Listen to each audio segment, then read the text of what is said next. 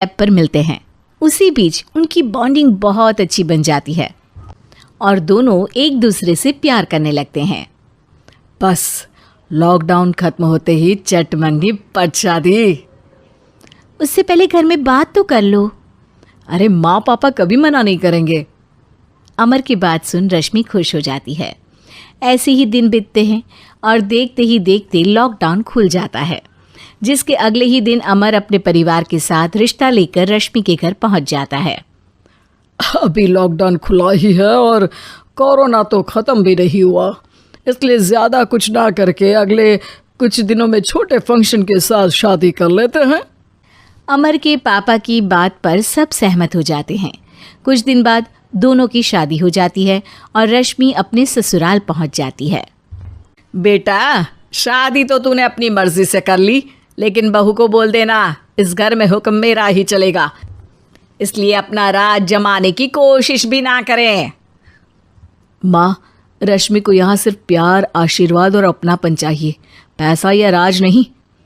बेटी की बात पर सास मुंह बनाए वहां से चली जाती है और अब वो हर रोज रश्मि को परेशान करना और ताने देना शुरू कर देती है। देखो, ये है आजकल की लड़की, इंटरनेट पर लड़कों से बातें करते हुए इन्हें शर्म भी नहीं आती, और यहाँ तो देखो कितनी सीधी सुशील बनकर दिखा रही है। मम्मी, शादी के रिश्ते वाले इंटरनेट ऐप से जब किसी को कोई दिक्कत नहीं है, फिर डेटिंग ऐप के जरिए मिलना किस तरह गलत हो सकता है? रश्मि के डेटिंग ऐप वाली बात सुन उसकी हैरान सास तुरंत तुनक कर पूरे घर को सिर पर उठा लेती है, जिसकी आवाज़ सुन अमर और उसके पापा भी वहाँ आ जाते हैं। हाय मेरी माता, इतना बड़ा झूठ! डेटिंग ऐप को इंटरनेट के जरिए मिली है बोलकर इस कलमुही को मेरे सर ला बिठा दिया। अरे नास पिटी, तुझे जरा भी शर्म नहीं आई? वहाँ न जाने कितने लड़कों से गुलू गुलू करके तुझे मेरा ही लड़का मिला था फंसाने के लिए। माँ, मुझे तो समझ नहीं आ रहा क्या बोले जा रही हो। डेटिंग ऐप इस्तेमाल करना कोई अपराध नहीं है, और तुम रश्मि को ऐसा कैसे बोल सकती हो? मैं भी तो था उस ऐप पर। पहले उसके लिए माँ से झूठ बोला और अब लड़ाई कर रहा है।